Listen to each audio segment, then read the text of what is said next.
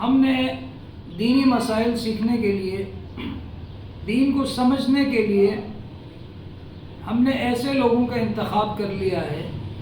Social media پہ آ کر جو دینی باتیں کرتے ہیں یا دین سمجھانے کی کوشش کرتے ہیں، ایسے لوگ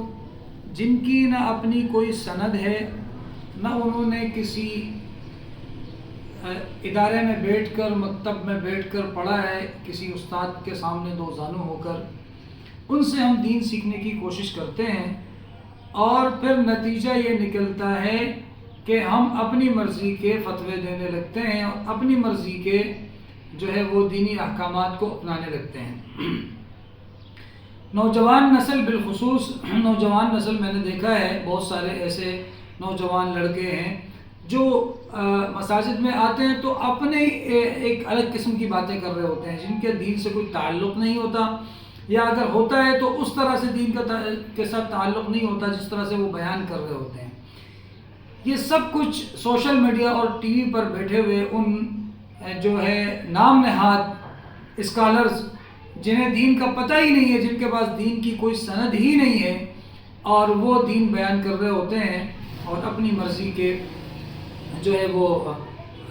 دینی مسائل بتا رہے ہوتے ہیں، اور نوجوان نسل ان سے متاثر ہو کر، ان کو سن کر اس پر عمل کرنے کی کوشش کرتی ہے، اور نتیجہ یہ نکلتا ہے کہ پھر وہ اپنی جو ہے وہ اصل دین سے بھٹک کر جو ہے وہ گمراہ ہو جاتے ہیں۔ آپ نے دیکھا ہوگا کہ ٹی وی پر بیٹھے ساحل عدیم جیسے اور انجینئر مرزا جیسے اور غامدی جیسے لوگ، جن کا ایک باقاعدہ منصوبہ ہے کہ دین کی اصل شکل کو بگاڑ کر پیش کیا جائے اور اپنے ان آقاؤں کو خوش کرنے کی کوشش کی جائے جو ان کی سرپرستی کر رہے ہیں اور جو ان کی پشت پناہی کر رہے ہیں۔ تو میری گزارش یہ ہے اپنے نوجوان دوستوں سے، اپنے بھائیوں سے، کہ بھائی اگر دین کو سمجھنا ہے تو وہ ٹی وی پر دیکھ کر یا سوشل میڈیا میں دیکھ کر آپ دین نہیں سیکھ سکتے۔ جس طرح سوشل میڈیا پر دیکھ کر آپ انجینئر اور ڈاکٹر نہیں بن سکتے، سوشل میڈیا کے ذریعے آپ کوئی وکیل نہیں بن سکتے، سوشل میڈیا کے ذریعے دنیا کا کوئی بھی کام آپ نہیں سیکھ سکتے،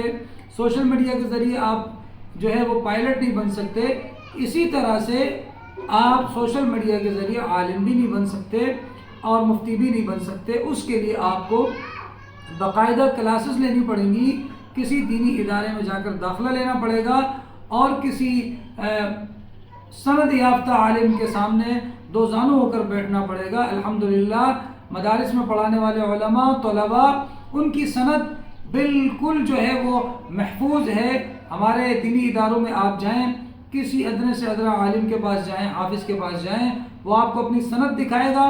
اس کے نام کے بعد اس کے استاد کا نام، پھر اس کے استاد کا نام، اور اسی طرح چلتا ہوا اللہ کے نبی صلی اللہ علیہ وسلم تک یہ سند محفوظ ہوتی ہے، اور اس کی اپنی ایک برکات ہوتی ہے۔ جو صحیح دین کو سمجھاتے ہیں، سمجھتے ہیں اور سمجھاتے ہیں، ایسے لوگوں کے پاس جائیں اور دین سیکھیں۔ خدا را یہ ٹی وی پر بیٹھے اور سوشل میڈیا پر بیٹھے ہوئے ان جاہلوں سے دین سیکھنے کی کوشش نہ کرے، ورنہ نتیجہ بہت خطرناک نکلے گا۔ آپ تو گمراہ ہوں گے ہی ہوں گے، آپ کی آنے والی نسلیں بھی گمراہ ہوں گی، اور یہ گمراہی کا سارا کریڈٹ آپ کو جائے گا۔ اس لیے خدا را اپنے دین کی، اپنے ایمان کی حفاظت کریں اور صحیح لوگوں کے پاس جا کر دین سیکھیں۔ اللہ تعالی ہم سب کو عمل کی توفیق عطا فرمائے۔ السلام علیکم ورحمۃ اللہ وبرکاتہ۔